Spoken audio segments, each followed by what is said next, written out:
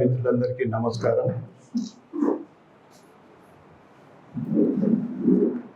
ఈరోజు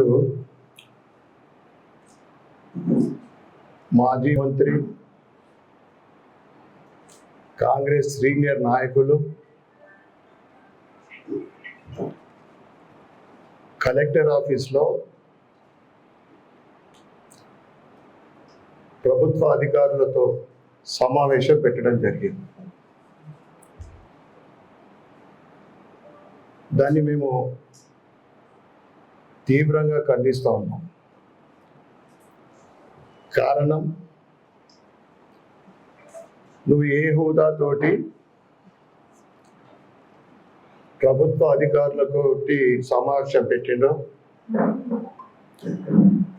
మరి నీకు అంత అనుభవం ఉన్నది,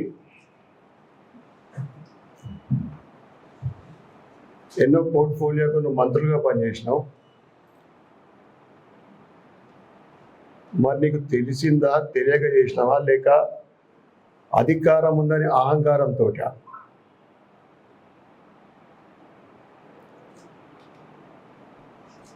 కామారెడ్డిలో చెల్లని రూపాయి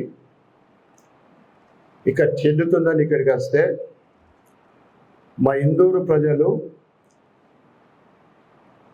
కర్రు కాల్చి వాత పెడితే సరిపోయినట్లుంది. ఇక్కడ పీఠ మీదకి చూస్తున్నాడు.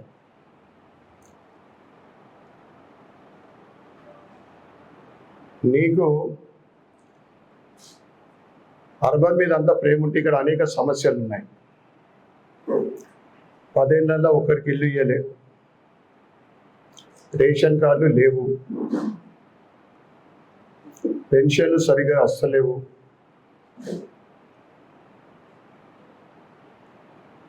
రోడ్లు డ్రైనేజీ అధ్వాన్నమైన పరిస్థితి,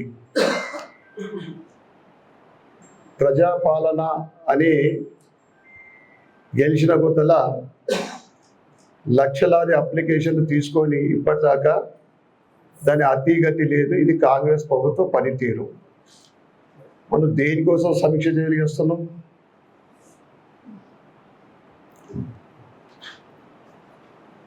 నేను అర్బన్ ప్రభుత్వ అధికారులకు, పోలీస్ యంత్రాంగానికి ఒకటి చెప్పదలుచుకున్నా. గెలిచిన ఎమ్మెల్యేని నేను, ఓడిపోయిన ఆయనకు సలాం గులాంగిరి చేస్తా అంటే మాత్రం ఊరుకునేది లేదని మీడియా ద్వారా అధికారులకు హెచ్చరిస్తా ఉన్నా. నేను ప్రశాంతమైన ఇందూరు నగరాన్ని మతాల మధ్యన చిచ్చుపెట్టుడు ప్రారంభమైంది. అర్బన్ నియోజకవర్గాన్ని మరి ఒక బైన్సా చేస్తుంటే ఇక్కడ ఎవరు కూడా ఊరుకునేది లేదు. హిందువుల పౌరుషం ఏంటిదో సమయం వస్తే చూపెడతాం. నీకు ప్రేమ ఉంటే గత వారము సచివాలయానికి వెళ్ళి అనేక మంది మంత్రులకు వినతి పత్రం ఇవ్వడం జరిగింది. ఇన్ఛార్జ్ మంత్రి జూబిలి గారికి కూడా అన్ని సమస్యలు, ఇక్కడ ప్రభుత్వ హాస్పిటల్ పనితీరు, డబుల్ బెడ్రూమ్లు వృధాగా పడి ఉన్నాయి,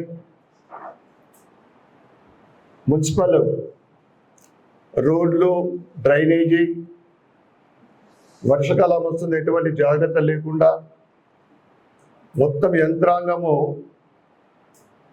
మున్సిపల్ యంత్రాంగం అస్తవ్యస్తము. ఇవన్నీ విషయాల మీద నేను వినతి పత్రం ఇవ్వడం జరిగింది.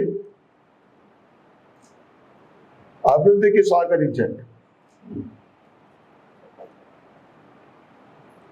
నీకు మరి కలెక్టర్ గారు మర్చిపోయినరా? ఏ హోదాలో నువ్వు సమీక్ష చేయడానికి నీకు అధికారం ఉంది?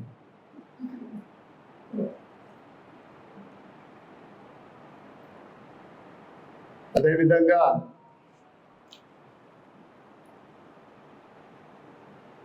రిలేటెడ్ మంత్రులకు అన్ని విషయాలు అర్బన్ సమస్యలపైన లెటర్లు ఇస్తూ దాన్ని సమస్యలు తీర్చే వరకు దాన్ని మేము ఫాలో అవుతాం, పని చేపించే వరకు ప్రభుత్వాన్ని వదిలేదు. ఏదైతే ప్రజాపాలన ద్వారా మీరు అప్లికేషన్లు తీసుకొని ఇంతవరకు ఎటువంటి చర్యలు లేవు. 6 గ్యారంటీల అమలులో కేవలము ఒకే ఒక ఫ్రీ మహిళలకు ఫ్రీ బస్ తప్ప మీరు ఇచ్చిన గ్యారంటీ ఇంతవరకు కూడా ప్రజలకు ఎటువంటి కూడా ఏవి కూడా అందడం లేదు.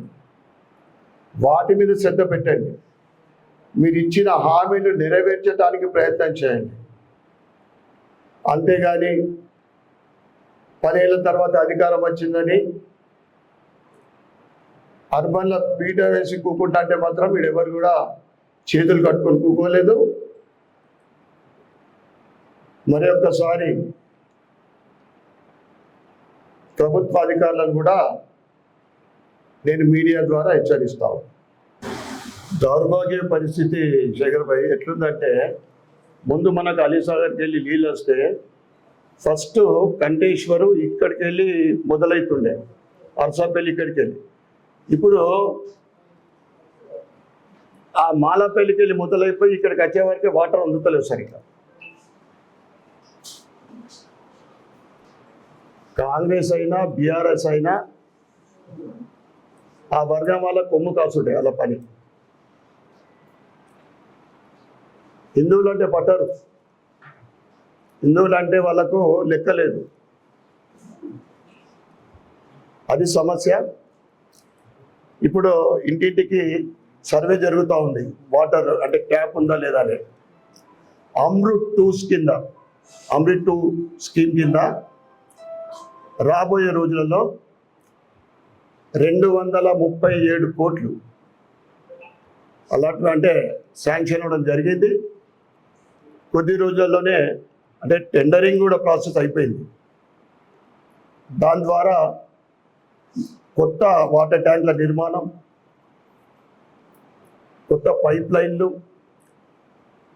పాత చాలా సంవత్సరాల క్రితము పైప్ లైన్ల మార్చడం, ఇవన్నీ కూడా దాంట్లో భాగం. కొత్త కాలనీలలో కూడా వాటర్ లైన్లు. బట్ ఇట్ టేక్స్ టైం అంత, ఎందుకంటే 1 సంవత్సరం లోపైతే కంప్లీట్గా అవుతుంది. సర్వే జరుగుతూ ఉంది డివిజన్లలో.